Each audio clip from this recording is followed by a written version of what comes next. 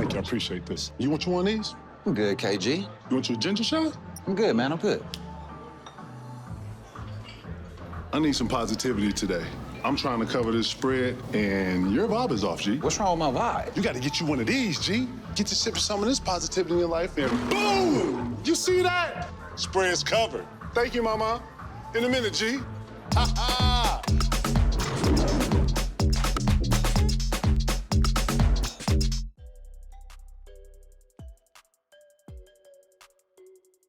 So look, today we got Joakim Noah coming in here on KG Certified. I'm gassed. It'll be good to conversate and catch y'all with him, y'all. Y'all stay tuned.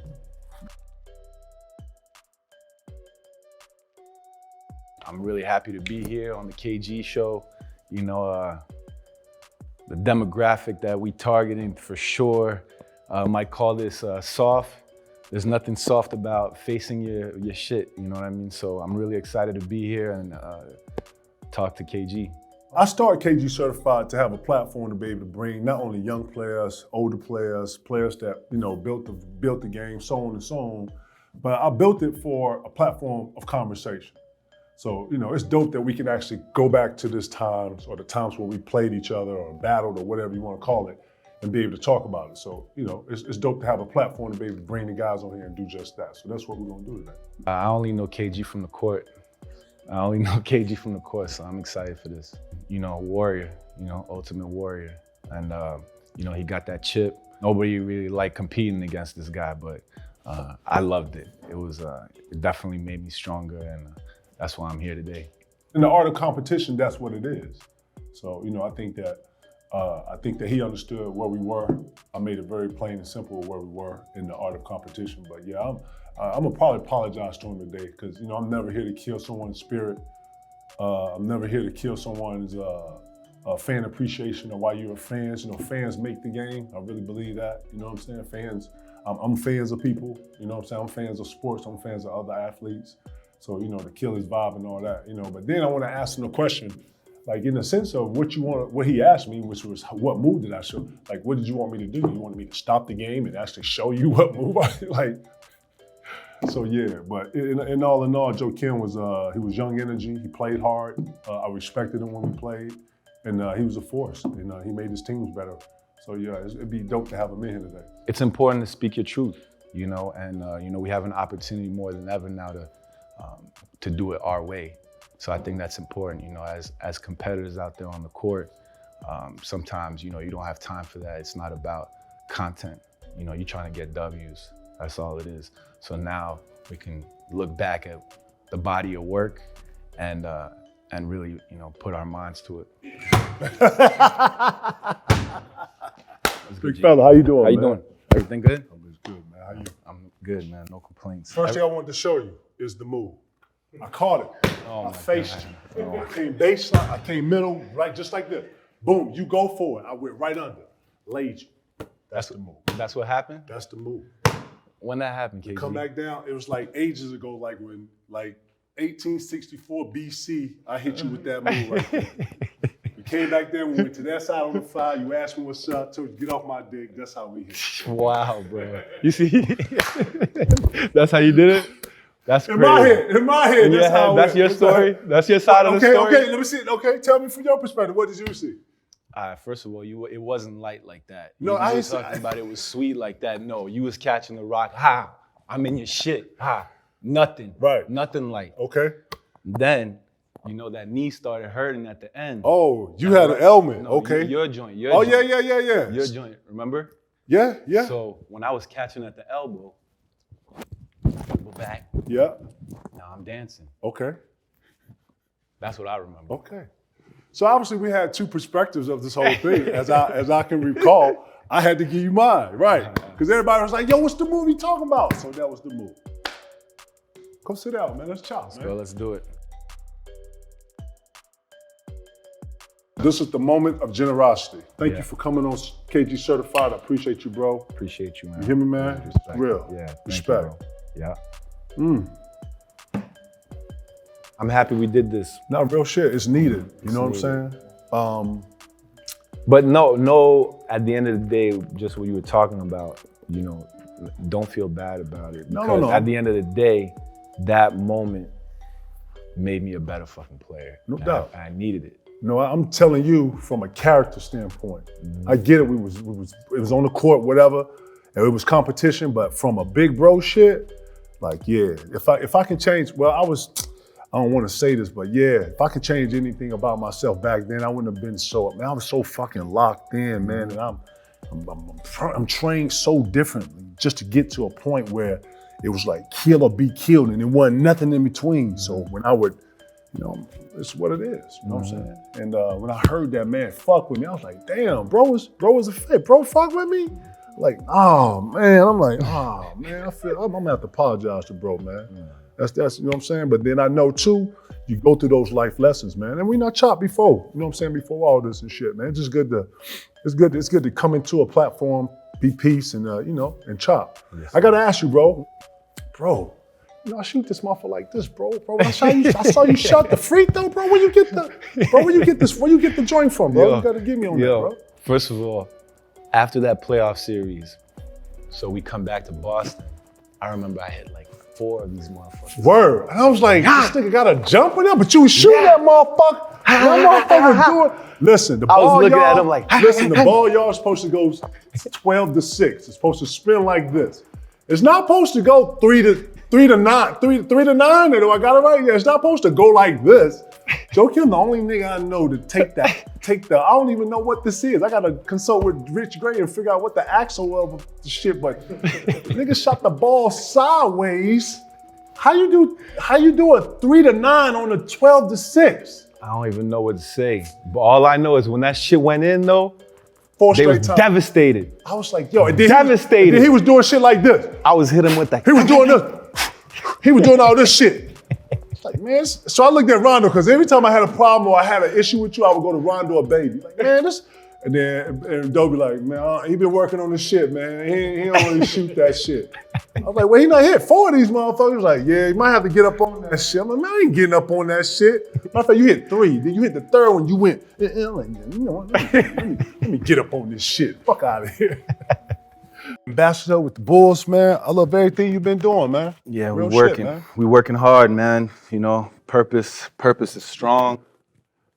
It's everything too. It is. And but I appreciate you taking the time, and doing this. This is real. So I was excited to do this because I don't think, at least for me, I haven't seen individuals that battled came back and have conversation. What a lot of people don't know is that me and you not had a conversation since all of that right there, right? I like to call it antics. I like to call it leverage. When you're playing each other, you're studying each other, you're trying to figure each other out, you was no different from that.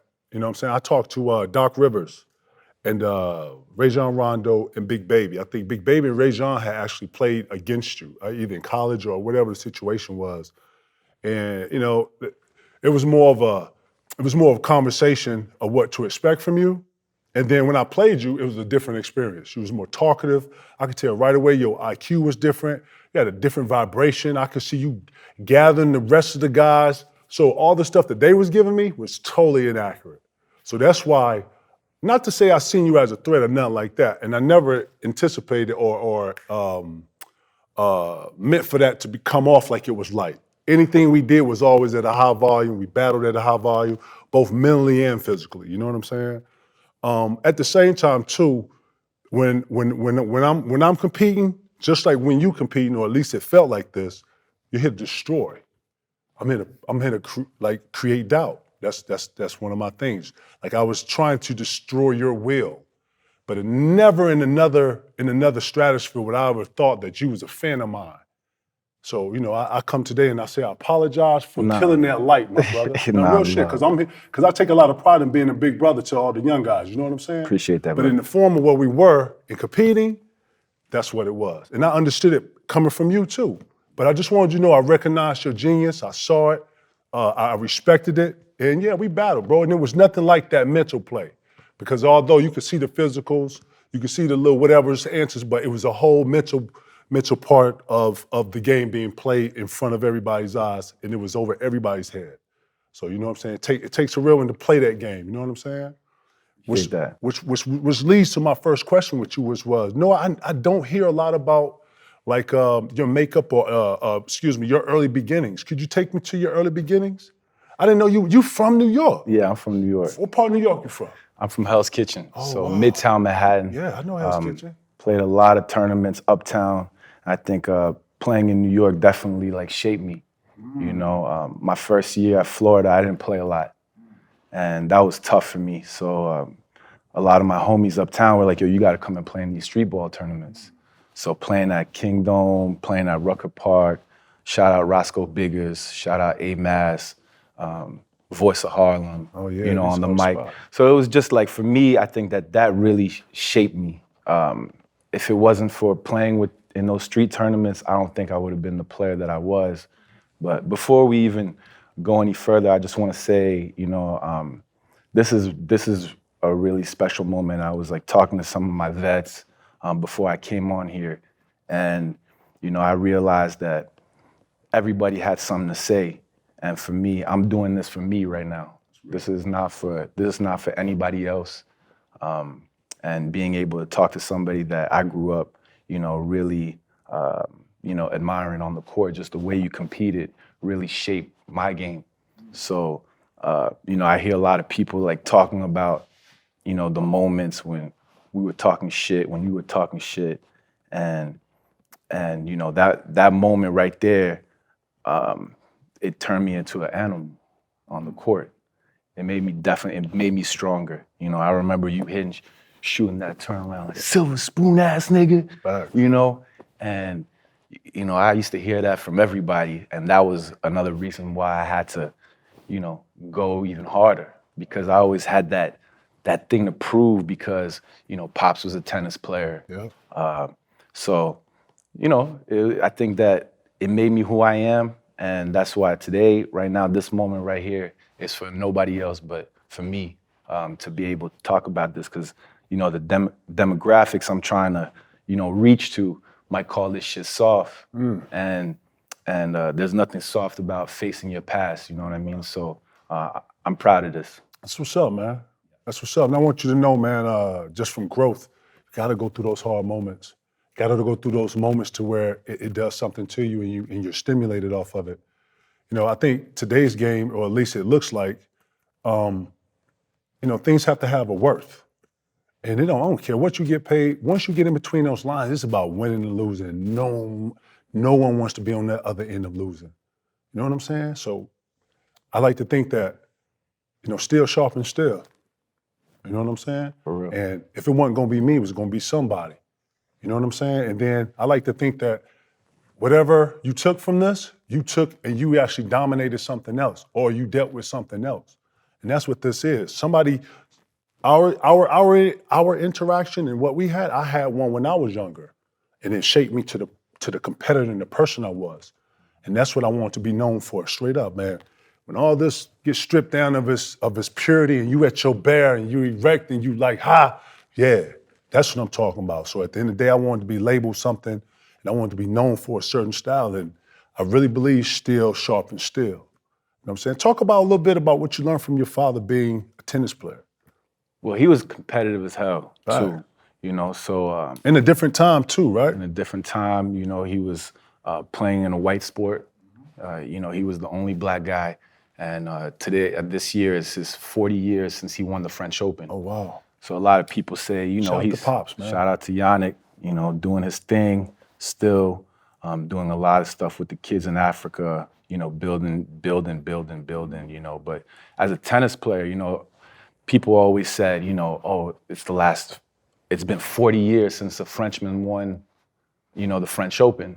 But people don't realize that, you know, he came from Africa, and he left home. He left Cameroon when he was 11 years old to go to. So Arthur Ashe saw him play in Africa, gave him a scholarship in an academy, and you know, but people don't realize the sacrifices that you have to make at an early age to have a shot to be called champ, you know? So I was blessed to be able to see that work ethic and the work that goes into it. You know, I think that even though my parents weren't together, just seeing the work ethic, and it's just like, it's not just practice, it's a way of life. You know what I'm saying? So that's what I learned from my pops. That's dope, man. That's dope. Now, can you play tennis? I can't play tennis, Same man. word. I can't, but unlobbable though. You can't lob me. Right. Yeah. Duh. Right. But if you can return, you can get into like a little you got a little Forehand? something? No, I'm just saying like we can go in exchange, like you can carry in exchange, like you can hit back and all that. Yeah, I'll fuck you up with that shit for sure. Oh no, you'll fuck me up. You probably fuck me up. You know what I'm saying? I'm super competitive. You can't lie to me either. You know what I'm saying? And I got a shit backhand and all that, but I can rally a little bit. You know what I'm saying? If I get the right rhythm and shit, you know, two motherfuckers from the hood can't rally. You know, you need a motherfucker who know how to hit the ball back. You know what I mean? You feel me? I feel you, bro. I feel you. But show me that forehand again. no, I'm trash. You see that? You see how that shit? You see how that shit was coming over? You saw? Like I was like, what's my technique on that? I didn't know that Jay Lucas. I didn't know Jay Lucas was a real tennis player. Like beat Andy Roddick, like was in it and just chose basketball. Was that hard for you, knowing that your father and probably was passionate as fuck about tennis and actually like laid the groundwork for if you want to go that route? Was it hard? Was it hard for you to go from basketball to tennis, or was basketball like your calling? I was born in New York, and you know my pops used to. His agent represented Patrick Ewing. Oh, okay. His agent also represented Donald. Shout out Donald Dell. Represented Michael in the beginning as well, Michael Jordan. So you know I was able to be around basketball at a young age. So I used to go to the Garden and see the love that Yannick got, and you know when I saw that energy, basketball is like a religion in New York. Fact. So. For me, it was like, I didn't like people comparing me at an early age, all that stuff. So basketball was just kind of, you know, my sanctuary and my peace of mind. And, you know, there wasn't no comparison or anything like that. But I learned a lot from my pop's work ethic. It doesn't matter what sport, but it definitely shaped me into the player that I became. Man, for the playoffs, you can hit the court with a special offer, courtesy of KG Certified and BetMGM. The king of sportsbook. Place a one-game parlay with 4 legs or more and get back a bonus bet up to $25 if you miss one leg. Man, nothing beats a W at BetMGM. Who do you credit for your basketball knowledge in your build?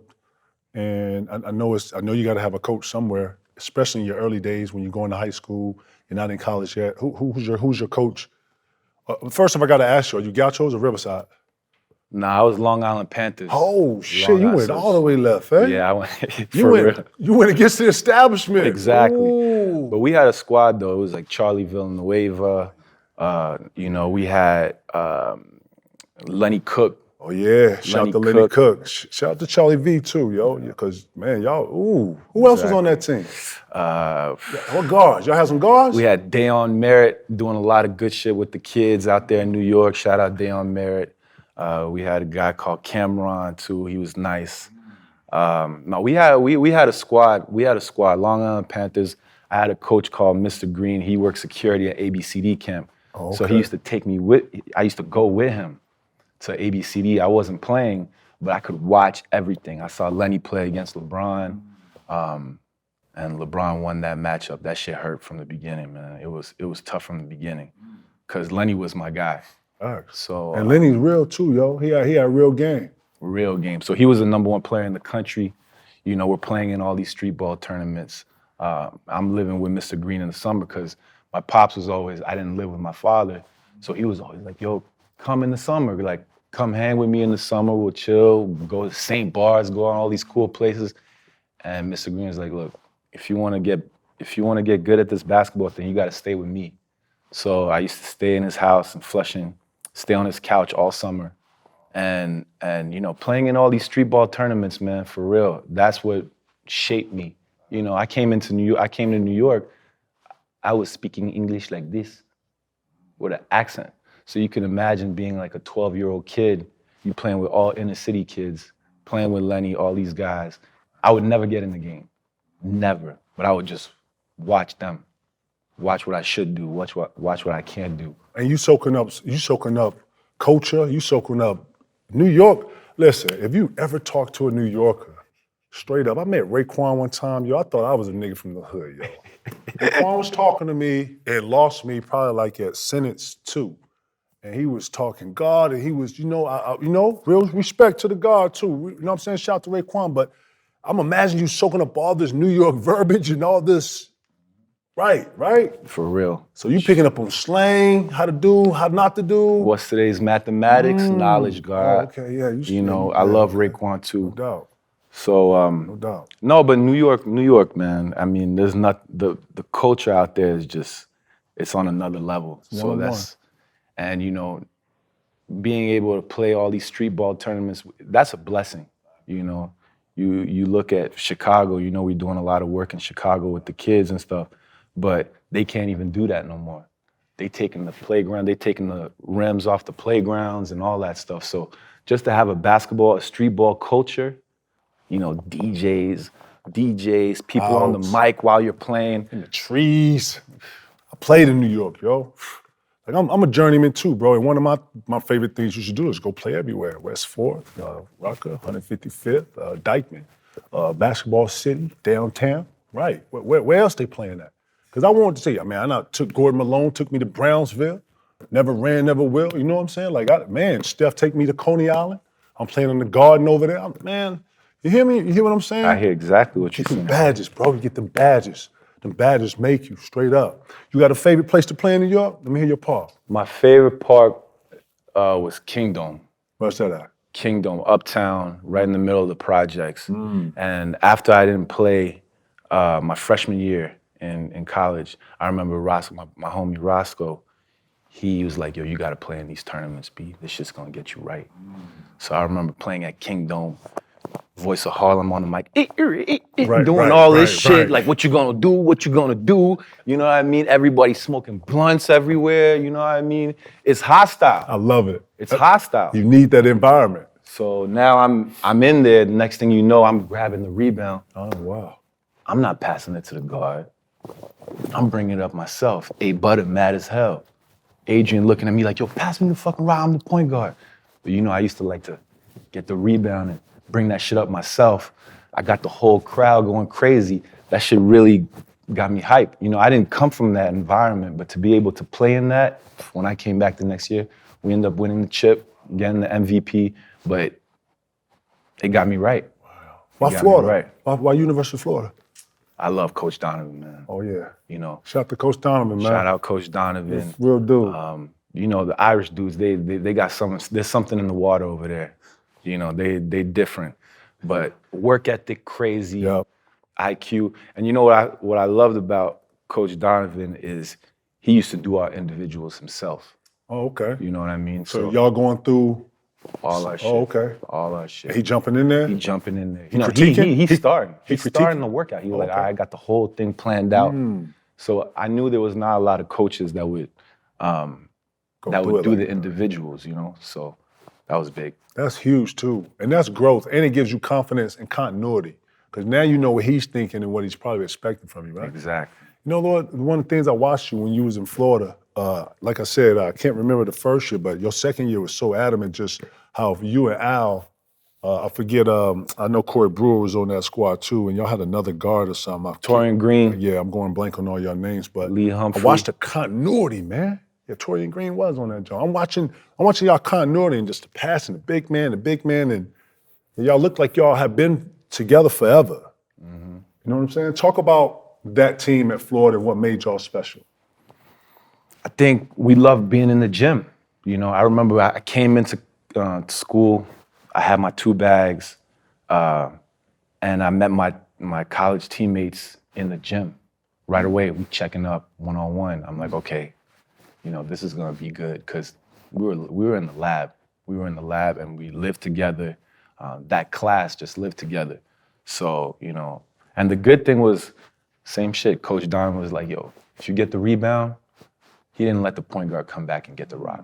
So now we y'all just headmanning and all that. Yeah, and then you know what? We were playing all summer. So we were like, as freshmen, we were coming and we were playing against, David Lee, Matt Walsh, Anthony Roberson. And, we were competing with those guys. We were busting their ass, actually, but that's another story. That's another story. But it was good, you know what I'm saying? We were on it. And from the beginning, and then after the second year, we won the chip. We had so much fun playing together, you know what I'm saying, that we did it again. That was crazy. When did you start to think about the league? When did you start? For me, it happened later. So it wasn't until after we won that first chip that people were like, okay, Joe, you can, you're probably gonna be a top 3 pick. It's time for you to go. But, I wasn't too worried about, I didn't have to worry about, taking care of moms, taking care of pops. I knew they were all right. So when Corey's situation was a little bit different. And when Corey was like, yo, let's go back to school, let's do this shit again. Like we having too much fun. The league can wait. And I know that's a rare position to be in, especially when we had opportunities to go get some money. Right there. And when Corey said that, we all decided to come back. And I'll never forget those moments, those memories, just the competition, being able to win trophy, bring it back to school. It was wild, man. Have the bullseye on your back, did it feel different? It did. It wasn't as fun to me. The expectations sometimes were heavy because, when you're in the league, you can protect yourself, being a little bit outside, you have your money, you take care of your family. But when you're in college, we living in the dorm. So you got people coming at you from everywhere. So that was a lot at times. Y'all didn't have no shelter or nobody to kind of protect you from that. But then y'all are students. Y'all in everyday hustle and bustle, right? I mean, yeah, but you got the students knocking on the doors. You got students waiting outside your dorm. You're not protected. Y'all lit. We lit as hell. We lit as hell. So it was fire though. It was fire. Are you following all the NIL stuff, bro? The NIL shit, not really, to be honest. Bro, but I'm happy. See what it's doing for college? Huh? I see. You see what it's doing for college? I think it's good. I about to say, you fuck with it or no? College was a great time. When I look at it, you look at how much money this shit is generating. You know what I mean? The NIL is just kind of putting a Band-Aid on it. But the reality is, this tournament is generating billions of dollars. Billion. And kids aren't getting paid on it. So the NIL is a good start, but to me, it should be more. You know what I mean? Are these players employees? These players? The players that are playing in college, swimming, softball, baseball, basketball, football, track, whatever you're doing, stickball, goddamn, whatever. Would you consider that an employee? Not just a player, but an employee. They're working. They're working for Hell them. yeah. Facts. 100%. Everybody who's generating some bread needs to get paid. I think that's just fair. Facts. Yeah. That's just standard to me. Standard. Right? Yeah. But they call them players, and they don't call them employees. They would not label them that. Do you think the NIL would hurt players in any way from their determination and wanting them to get to the next level? I mean, it shouldn't. It shouldn't. It might. I mean, I've seen it many times. Like people get contracts, people get money. It makes them soft sometimes. Fall back. It depends on the person's personality. You know what I mean? And what's going on with that person too, right? Yeah. Like you just said, your situation was different from Corey Brewer. He probably had to do things a little different because of his situation. Exactly. But now it's taking you away from the important shit, and that's putting that block work, elbow work, shooting. Being on the court. Wow. Yeah. I actually said, man, me and a friend was talking, and he asked me, he said, you think giving guys bread at an early age is a bad thing? And I was like, we all are different, and I didn't want to generalize, but I was like, I don't think it's a bad thing for someone, like, think of kids that, are middle class and don't have to, struggle and no shit like that. They still got, come out great people. They still out, come out with professionals and stuff. So it's not a bad thing. But I understood what he was saying. Does it not give them that incentive anymore? So I was like, nah, man. Listen, I always say, man, if you really want to see if someone loves something, give them everything. Give them a boatload of money. See if they still work hard. Because I'm telling you, once you get in between them lines, man, don't nobody give a fuck about what you make. If anything, it's a bigger, target on your back, right? For sure. You agree with that? 1,000%. Right. 1,000%. But that being said, this is big business. That's why you play hard, you work your ass off to be able to be in those positions. We blessed, this game's given us a lot. But for sure, I mean, I think if kids have opportunities to make money, they should make as much as they can, for sure. That's what it's all about. I believe that too. So, it's crazy hearing you talk about New York. I lived in Chicago for some time, came out of high school there. When I hear you talk about New York, it's dead ass mirroring. I mean, a straight mirroring of Chicago. Ton of hood tournaments, North Side, West Side, South Side, Hyde Park, East Side, like wherever you can find a game and you can get into some of these places and play, that's where you play at. And then playing in some of those environments give you those badges that I was talking about. So when you get drafted, you go through the draft process, you get to Chicago, does it feel like New York? Parts of it? To me, Chicago was rougher in a lot of ways, No, true. That's real. That's reality too. That's. Yeah. I think that I've been studying a lot of conflict resolution, in Chicago, working with a lot of angels out there who changed their lives, doing work with the kids, the kids who are, at risk of the bullshit. Yeah. So shout out Kobe Williams for all the work, just being able to, teach me. I feel like, when you play for the Chicago Bulls, you have a responsibility to this. Wherever you're playing, you have a responsibility to that city. To that community. Yeah. To that community. So kids are looking up to you. To me, all that stuff was the biggest blessings. The most impactful stuff I ever did was not on a basketball court. It was, working with these violent prevention groups and really just going in there, even though I didn't come from that world, just really going in there and listening and using my position as a Chicago Bull player to, do basketball tournaments, bring the guys together. Because it's a divided city. It is. A lot more than New York is. When you say, "Oh, I'm from the Bronx," people aren't saying, "Oh, he represented. He's with that group." Or you say, "Oh, I'm from Brooklyn." You're not saying, "Oh, he's this, he's that. He represents that set." In Chicago, it's like that. It's like that, right?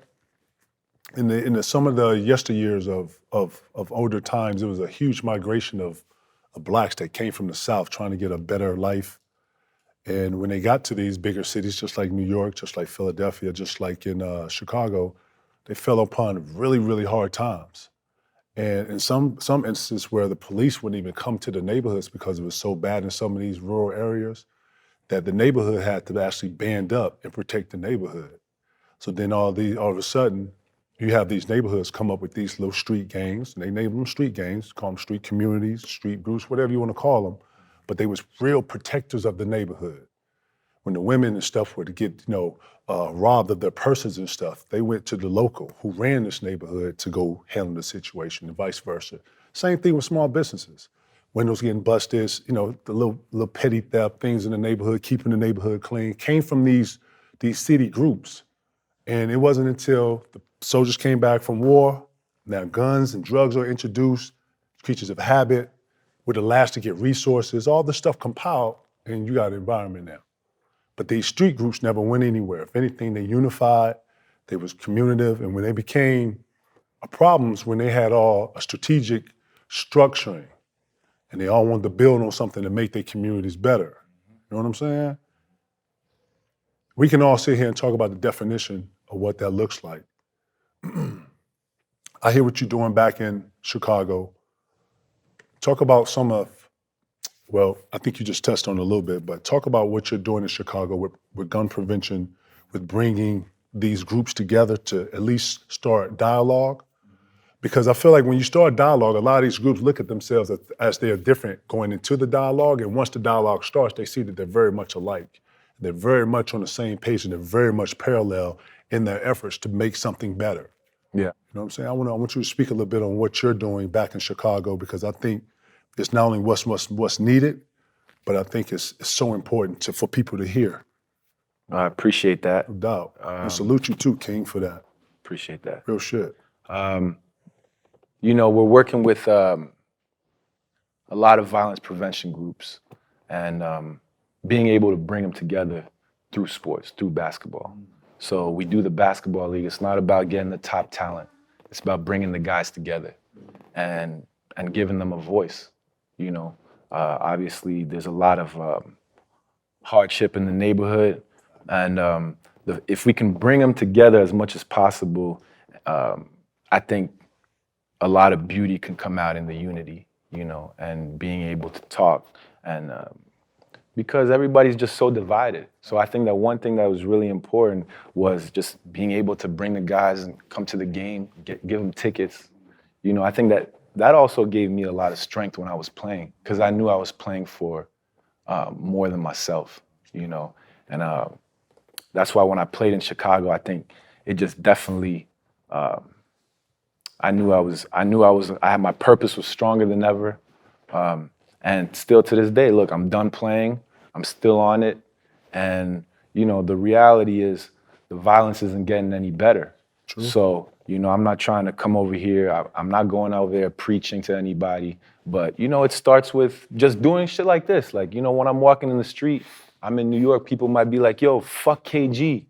And they don't even know the situation. I'm hearing people like talking about a moment that happened 20 years ago, you know, and I want people to know, look, this is about conflict resolution, and you guys are dealing with shit on a much bigger scale. No doubt. You know, when you're talking about nobody's dying when you're playing basketball. You know, so when your cousin's getting killed, you're talking about conflict resolution. You know, that's real perspective. Like, how do you diffuse a situation without somebody getting killed or somebody going to jail? So the reality is, the violence is not getting better, but there has to be a bigger investment in the community and bring guys together and letting them talk their shit out.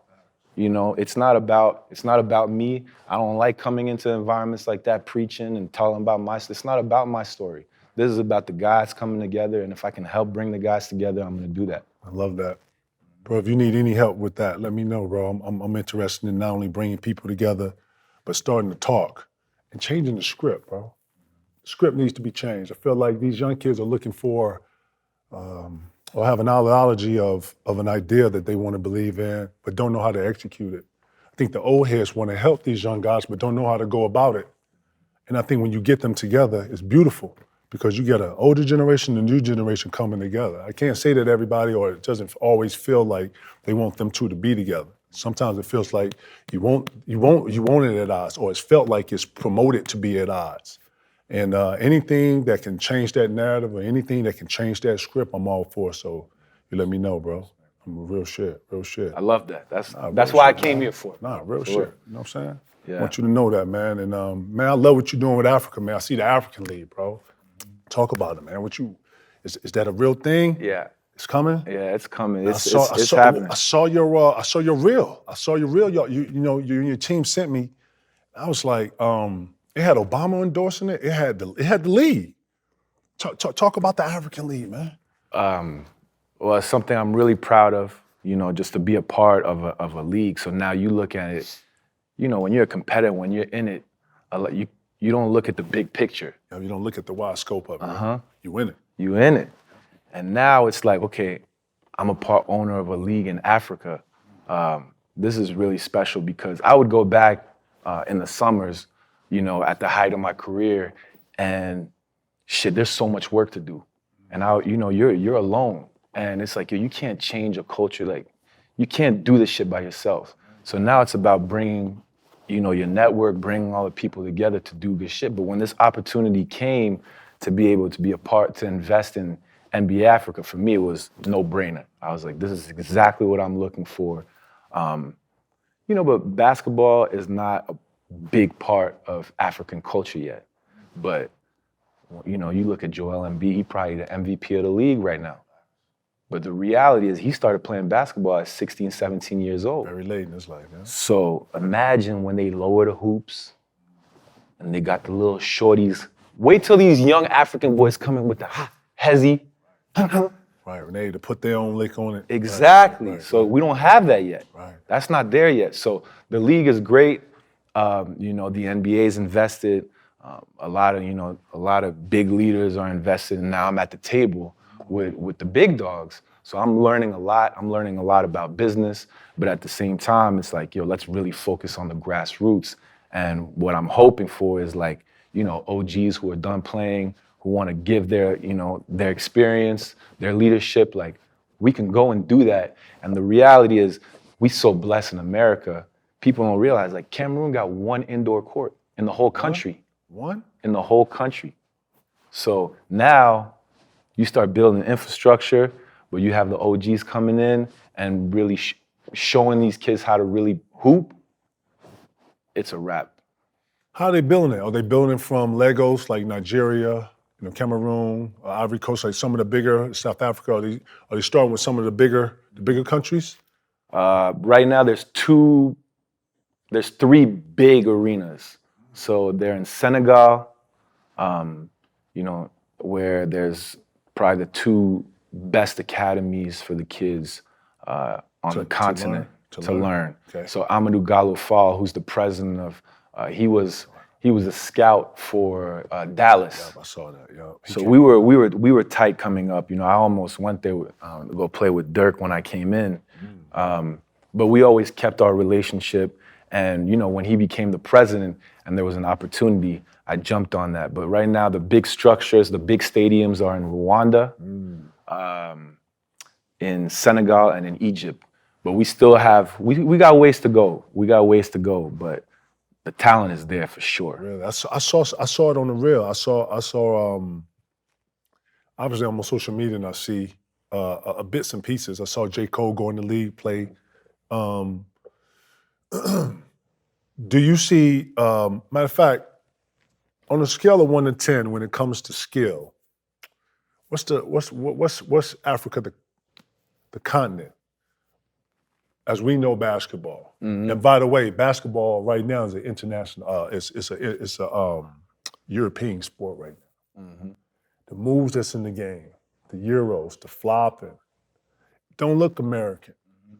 And then the best players are European. Give me your take on that.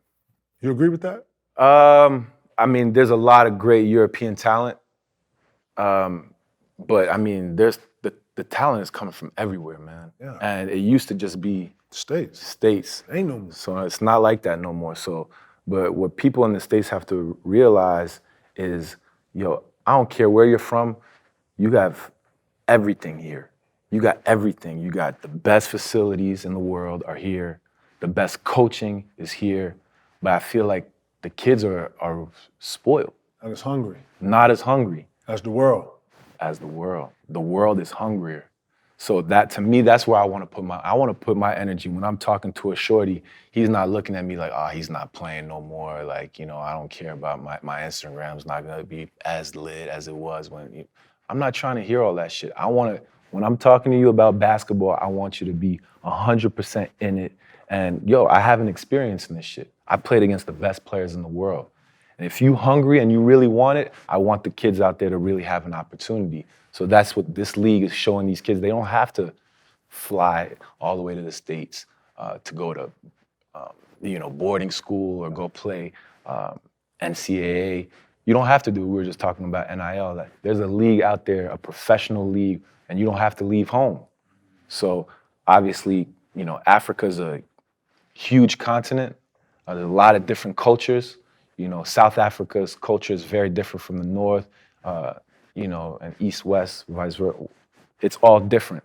But the reality is, when you lower the hoops and you let these kids play and they get the good coaching, it's a wrap. Imagination takes over, eh? Imagination. Soccer still huge over there? Soccer's huge. Soccer's still winners, right? They winners, but same thing. It's like, we gotta invest in the structures. I do, yeah. That's what it is. It's like, just if we can invest in this. But to me, it's like my purpose is stronger than ever, more than when I was playing. It was like when I was playing, I was representing the Bulls, I was representing my team, and I tried to do that to the best of my ability. Now it's not about me. It's just, okay, I have my experience, but I'm watching. I know what it looks like. I know what a good practice looks like.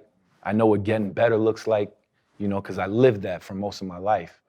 And I saw that, I did that in Europe, you know, starting to play basketball in France. Same facility as where Victor Wembanyama, same place that he's coming up. So that's why I started playing. And so I saw the grassroots and what it looks like in Europe, America as well. You know, we talked about that, New York City, street ball tournament, all the stuff. Right. And now Africa, it's like, yo, they're building slowly but surely. But when the investment starts coming in and people really see like, yo, if we put this time in right now, this next generation from over here is gonna be on another level because they're hungry. Greater than the G League? No, not yet. Not yet. It's not better than NCAA. I wouldn't say it's better than NCAA. Super raw. Raw. But it's the same thing. It's like you look at African dudes when they come in, right? And they come to America. First of all, what's their job? The dirty work. You set the screens, you roll, don't rebound, don't you dare ask for the ball. That narrative, that's changing. You got Embiid who's about to go MVP, you better pass him the ball every fucking time down the court. Facts. You know what I'm saying? Right, Siakam, come down, one dribble pump fake, one dribble pull up, hit, right hand hook. You got Giannis, who will euro your ass to death and put you in the rim like Shaq. Like, yeah. It's totally different. The whole narrative's changing. The whole narrative. But the resources are not all the way there, but the time and the equity and the investment has been there for those players to be like this, wouldn't you say? I mean, if Giannis you look at... worked out with Kobe. Giannis worked out with me. You know, Giannis worked out with other NBA, Jason Kidd. Giannis has had the investment. Think about Embiid. Embiid got not 1 year, he set out 2 years. Think about the investment on Africa and the players that come out of there in the time. Usually, bro, you know this, in the times where, because I'm a little older than you, but bro, you don't get you get 2 years? Bro, you didn't get 2 years. 2 years means somebody was like, nah. Yeah. We gonna wait on this. Yeah, but in the league, that's a different thing. Right. Once they're already there. That's what so I'm saying. I see what you're talking about. Yeah, those investments are making. I'm expecting, listen, motherfucker, you got to work out with Kobe and some, you're gonna be different at some point. I'm waiting on it to hit. So so I'm saying that when you drop those resources in there, I don't think that it's gonna be something. I look at it, I see Africa being greater than the China League. And I say that because of the sourcing right there. Once you start throwing imagination, start teaching little things like getting your head up and identifying in the rim. Once you start really getting through the nuances and tangibles that really make the game, the details, those kids' imagination starts taking off. For sure. You know what I'm saying? And that's what needs to happen. That's what needs to happen. Yeah. You know, but you walk to the market out there and you might see a dude that looked like he never touched a basketball. He looked like you, bro. Just like me. He looked just like you. He like never touched a basketball before. Never. You know what I mean? Never. Ever. He's 6'11", long as motherfucker, everything. All that. Purple, black, green, all that. Blue, all that shit, right? Super melanin, right? Super. Don't even know what this is. What is this? What is that? Are you serious? That's the reality of the thing.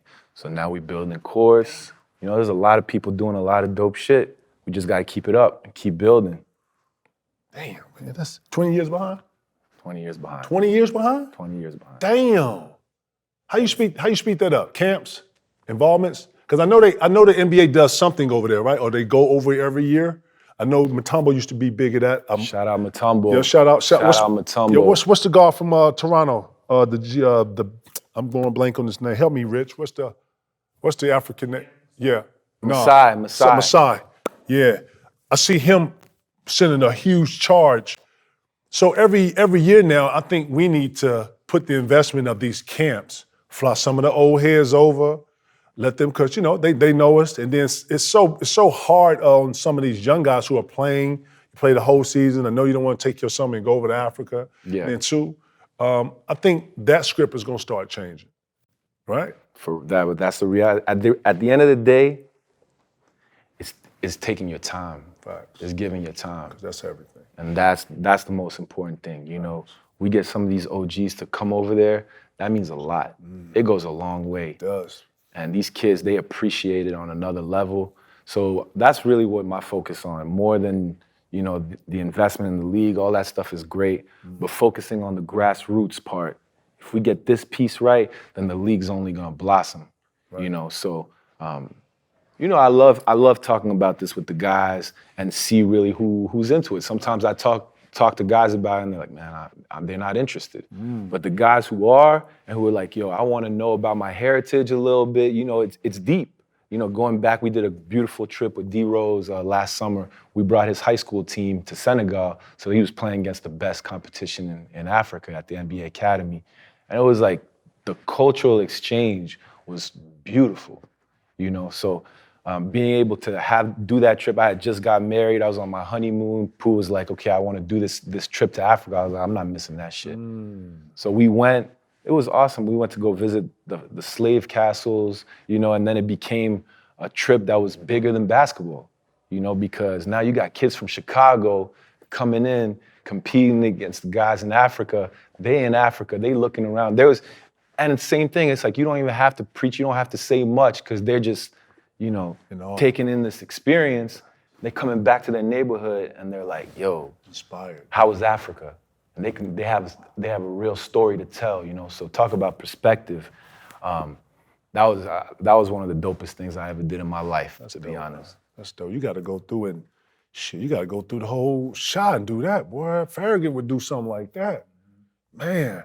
So now I got to ask the question: Is the ideal is to bring like some African teams over in the summer and have them play some of the talent in Chicago and get kind of that experience and back and forth? I mean, to me, that's my dream. That's the move. That's the move. BetMGM, are you listening? We're gonna sponsor that. Side deals. We're gonna talk about the Noah's Ark. Yeah, international, certified. You hear me? Yes, sir. Talk about it, man. Noah's Ark. It's your Noah's foundation. Ark, you know. Shout to Noah's Ark. You know what I'm saying? Y'all doing big things. No doubt. I appreciate No doubt, you, man. OG, I love that name, man. Yeah. Talk about it a little bit. What's Noah's Ark? Noah's Ark is a foundation I started with my mom's. You know, mom was on the west side. Shout the moms. Right. Exactly. Mom was, you know, knocking at the Major Adams Community Center. Mom does a lot of art therapy with the kids. So my mom was very hands-on in the work in the community. She would come out when she came visit me, watching me play. She would always go to the community and do work with the kids, with the art. And then, you know, I was doing these basketball tournaments with the OGs. And to me, I always loved the vets. You know, the vets to me was probably it was amazing getting the knowledge from them. You know, I think about, you know, Kurt Thomas, you know, Keith Bogans, even Scal. Scal used to come in and talk about you all the fucking time. Like, yo, this is what KG used to be. I'd be like, man, nobody trying to hear that shit right now, man. It was just to motivate you. It was just some insight. Shout out to White Mamba. Shout out to the White Mamba. But you know, before we get out of here, I just want to also talk about, you know, the motivate Tibbs, man. And you know, I know we're talking about Noah's Ark, but let me finish on Noah's Ark. You good. Take your time. But Noah's Ark has been special, but you know, we're really focused on the work in Chicago. And right now it's about this basketball tournament that's starting up this summer, using the 28 violence prevention groups come together. We got South Side going on, we got the West Side going on. Bring the guys together, have the conversation. It's more than just basketball. We're not talking, the basketball part is cool, we're doing that, but all the programs that are gonna come in, the conversations that are gonna come after, that's what it's all about. And that's my mission right now. My purpose is stronger than ever. Yeah, man, I'm fucking really hyped to be here right now because like we're talking about conflict resolution. You know, I want people to know I'm handling mine right now. You know what I mean? People aren't gonna go in the street and they can say whatever they want. This one was for me. I love it. I love it. Are you watching NBA? You keeping up with it? For sure. All of it. Is it bugged out to see Al still going? It's not bugged out. It's bugged out that I'm rooting for Boston a little bit. Because I want him to get it. Yo, y'all getting this? Yo, we in here? Y'all hear this? We got the whole room. We heard this, right? Right. Say that again? Nah, mostly, no, I can't. Nah, I want I want Horford to get one bad. You know, he deserves it. The fact that he can still go playing at a high level. And, he's making that team go, and it shows the importance of having, like, the right OG. And that's more than just basketball. That's in life, like having guys that you could talk to that have been through every situation. He's that guy. So really proud of him, the way he's handling his business, and it's on. That 3-ball really changed everything for him. It's weird that it got preached to us to stay away from it, right? Rashid, I'm trying to think of bigs that shot the 3. Not a lot, right? I'm going blank. Apologies.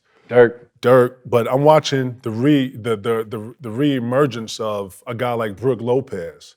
Goes to the Lakers, starts shooting the 3, and next thing you know, he's having a whole nother career, right? Man, Al Horford's in that same category. The 3-ball has changed, and then last year I watched him change the whole course of why the Celtics and destroy it, or he destroyed Giannis in that series to me. Yeah. He actually, but then when you look at Al, he took it. It was a year in OKC where he didn't play, where he had that whole year to just not only work out, but be on a roster, still be here. How long do you think Al continues to play, if you know Al? Well, so Al was my college roommate, and, I think if his approach is definitely the same. He even in college, he was probably like the most professional person that I ever been around. He's always been big like this? For as long as you know him? Yeah, he got bigger for sure. Facts, I know that, but he's always been in a bigger person? Yes. Like, yeah. You know what I mean? It's center. Wow. But it's funny because when we were at college, I was playing top of the key. He was the one who was playing in the post mostly. Right. But he's an all-around player, and just like you said, he got that 3-ball. But more than just basketball, I think like when I talk to like some of the guys, I talked to Jaylen Brown at All-Star a little bit, and just like the respect that he gets from the guys, that's dope to me. It's like real OG in there? Yeah, man, he's a good OG, and he's been in these situations. Yeah. So now he's fighting for, it's the end of it's. Who knows? He could probably play for a little more, but just to be in that position, to be able to wake up in the morning and I got the playoffs today. Facts. I got a playoff game. Like, that's the shit I miss the most. Is like, those moments of just, you in layup lines. I mean, that to me, it's like those moments playing against y'all. Like, I could like hear the in the air tonight. I can hear that song. You know what I mean? Those layup lines. I was so crunk. I couldn't even feel my legs, bro. You know what I'm saying? It was just super intense. It was the best. It was the best. So those moments is what I miss the most. This is the time of the year that I miss the most. And, I really hope Horford gets one. Well, playoffs exposes everything. You can't hide anything. Ain't nothing new. They know what you love to do. They know your catalog of moves. And I actually think that this is when players get better. Because you can't go with an A and B, right? So, yeah, my C and D is nice too, though. You know what I'm saying? So this is where I want to see like the real nice players or the players that we got on like higher levels go to another level with it. Right, and those playoffs, man, it's like you think that you get to the league and you think that the season is what the NBA is all about. But guys, there's so many games that it's hard to play at that level every night.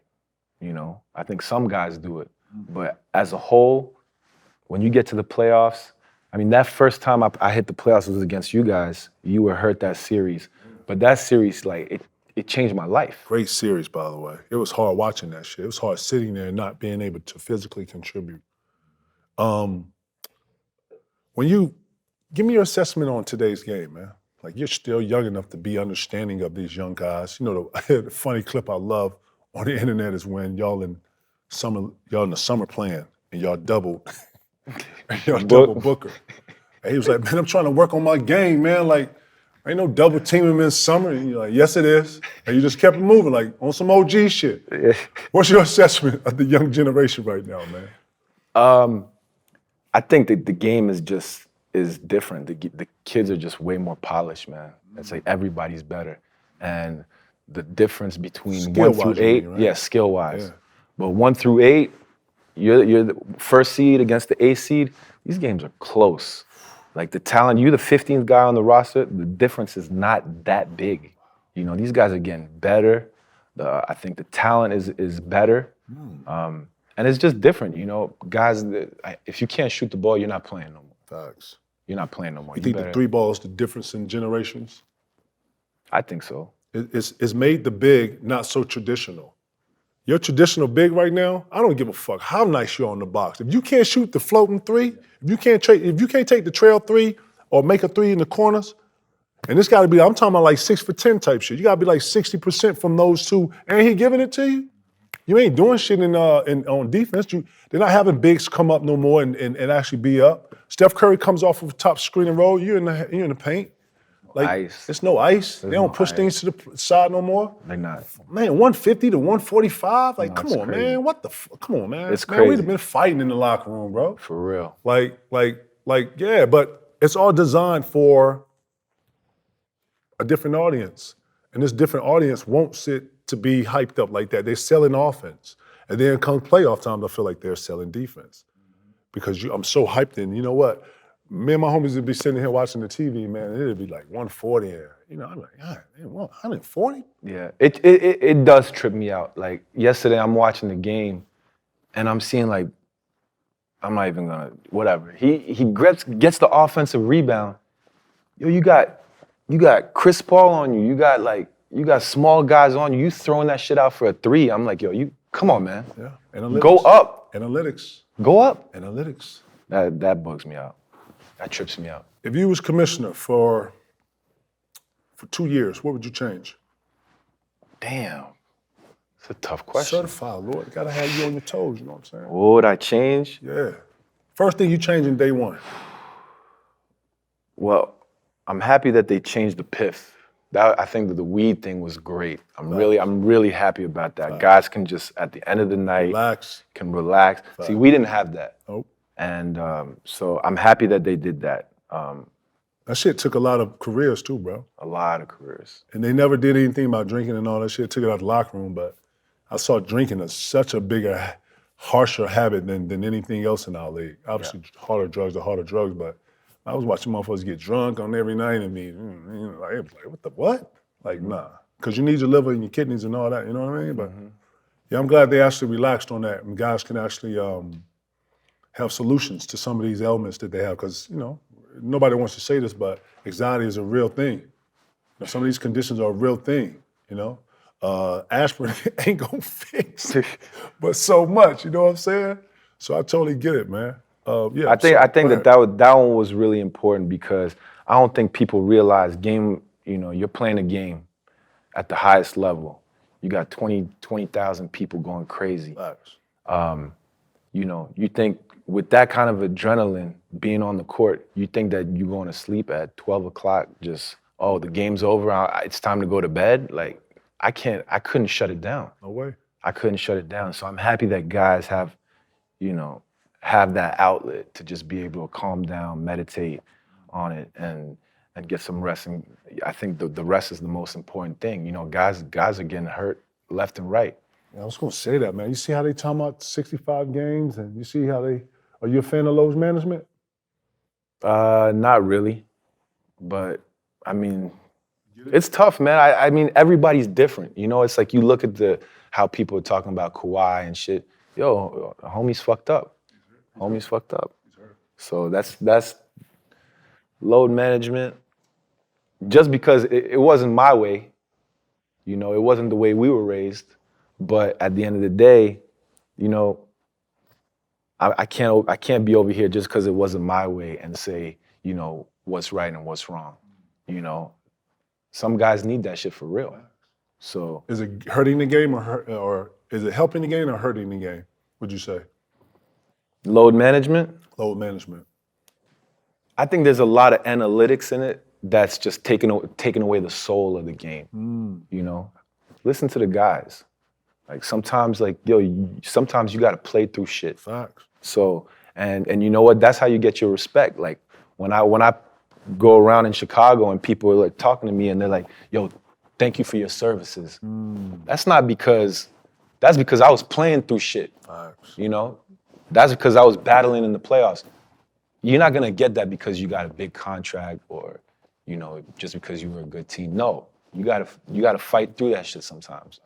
But sometimes the guy, I think there's a lot of like nerdy shit going on where people are like, oh, you know, you're in the red. They're putting all kinds of stuff to get data and all this. Listen to the guy, man. Just listen to the guy. Sometimes I think it's too much. Mm. You know? I know you spoke on him earlier. First off, shout out for you being a ambassador of the game for the French team. Shout out to you being the ambassador for the Chicago Bulls. You know what I'm saying? Those are real key points. People just don't get those. Real shit. That's respect to you.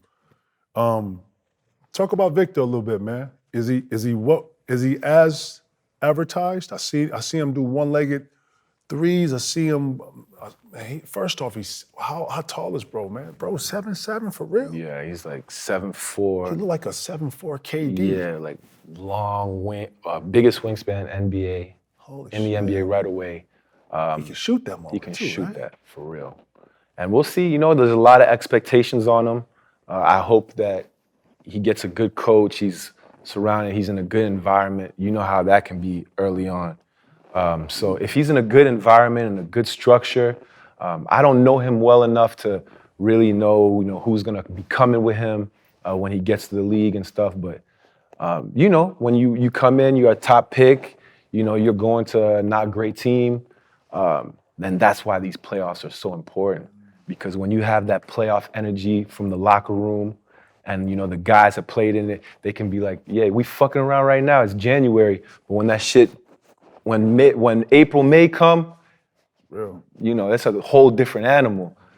So that's why you in the weight room more. That playoff series, I want to just talk about it a little bit.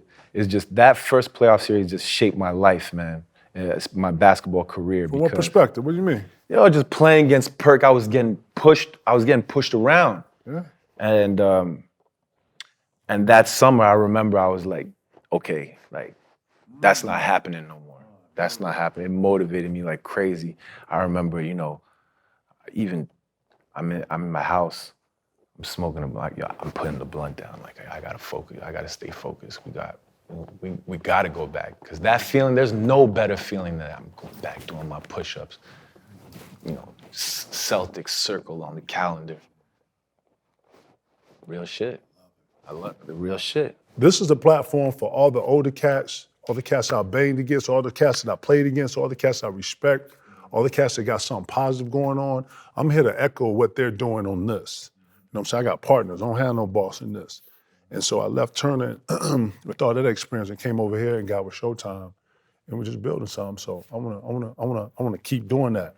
But I'm watching Doe, I'm watching you, I'm watching Baby, I'm watching TA, I'm watching Perk, I'm watching a bunch of young cats under me come under this and want to be in this and do it a whole nother way. So, we're trying to be a door so motherfuckers can come through. Yeah, because right now, if you ain't going to ESPN, you're going to Turner, you sitting there like in limbo. You know what I'm saying? Yeah. I see Gil doing this thing. I see Knuckleheads, Q and D Miles doing their thing. You know what I'm saying? So everybody, I'm trying to bring us all together and do something on a bigger joint. You know what I'm saying? Not just have it be over here. You know what I'm saying? Mm-hmm. And that's how this is, man.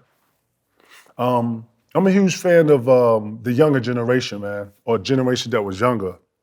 And one of my favorite matchups that I enjoy watching was the Rondo Derrick Rose matchup. Mm-hmm. And my perspective was just like yours. I was always seeing it from like, you know what I mean? And I was watching these two great point guards be great. Talk a little bit about playing with Derrick Rose, man, and his greatness.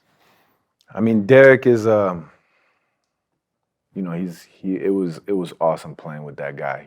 Just what he represented to that city of Chicago. Looked like it too. For real. Looked like y'all had good chemistry. Mm-hmm. And he was just like, he's a quiet guy, but every time he stepped onto the floor, we felt like we had a chance to win. Facts. So that was he gave everybody around, not just the team, but the whole city, so much confidence. Just his talent alone, just the way he approached the game. He never ran from no matchups. I remember his first year, this is a funny story. Kirk Heinrich was our best pick and roll defender, so he's guarding Steve Nash. And Vinny Del Negro was like, yo, Kirk, you got Steve Nash. And Pooh's like, nah, I got Steve Nash. I'm the point guard. I'm not running from no matchup. So the whole locker room quiet as hell.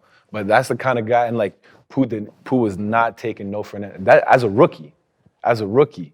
So that's the kind of energy he had. He didn't want to run from no matchup, and he was about this he was all about this hoop shit.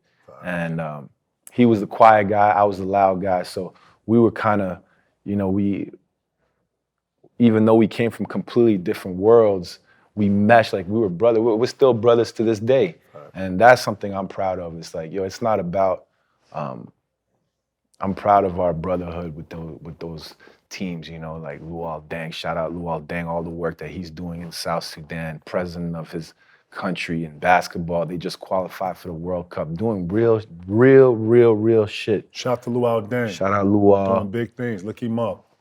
D Rose too. It's like just to see the shit that he went through, the adversity that he went through with his injuries, and just to see him at peace with the game, the way his role as an OG with the younger guys, like that goes a long way. Like he's not playing as much now. Seeing him just being there, being supportive, being there with the guys, and I the guys are looking at it like, yo, if he can handle it and handle his shit like a man, and handle his adversity like a man, yo, the guys on the Knicks are seeing that every day. That goes a long way.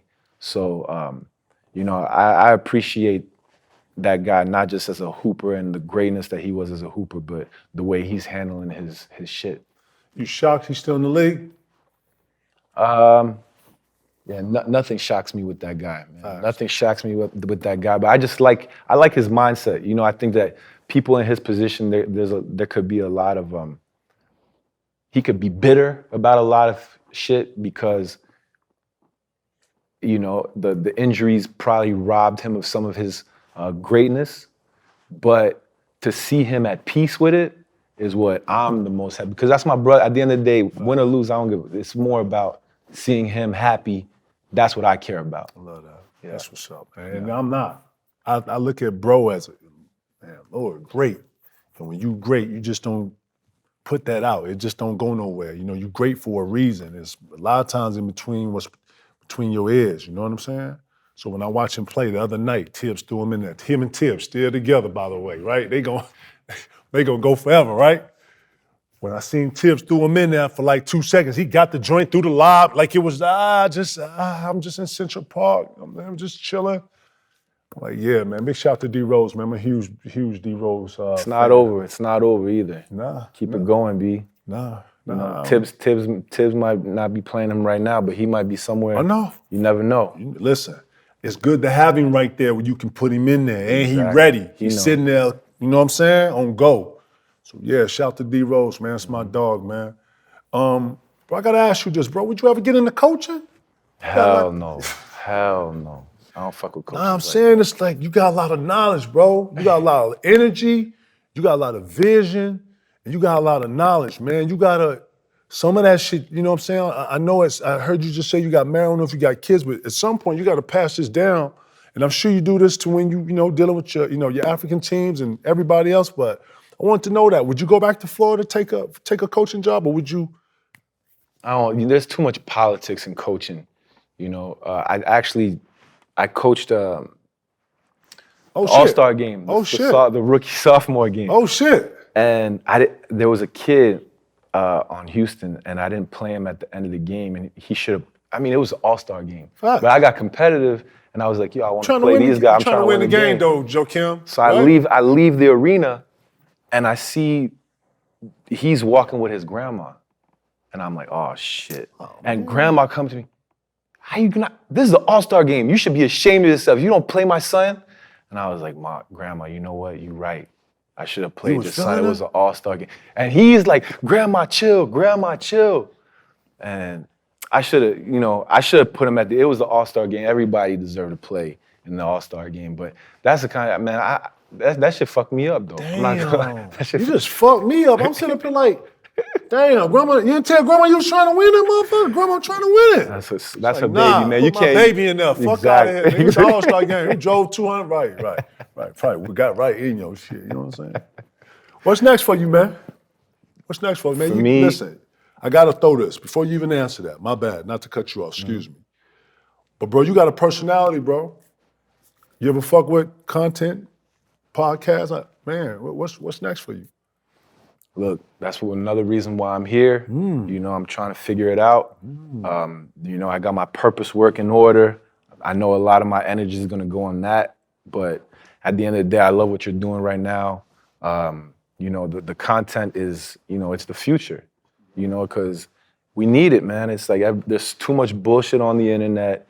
You know, we need to have the OGs come in there, speak their truth, and, you know, give the guy, this is a great platform. I'm just like really happy to be here and be able to talk about this stuff. I'm hearing people talking about things that wasn't their story. This is a moment that happened between me and you. Right. So being able to talk about this, I think it goes a long way, and it's just bigger than what happened between the lines. So I'm really happy we were able to do this because to me, this is what it's all about.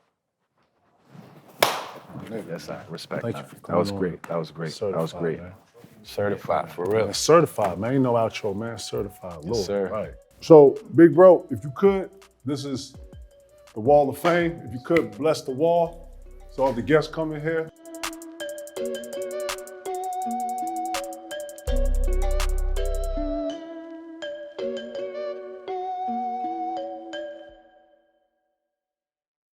It's finally here. Took you long enough? The moment you've been waiting for. Can we get on with this, please? The movie critics and audiences love is now streaming on Paramount Plus. You can't deny the people what they crave. Oh, we got him now! It's fairly wonderful. Oh, I got a good feeling about this. Dungeons & Dragons: Honor Among Thieves, rated PG-13, now streaming on Paramount Plus.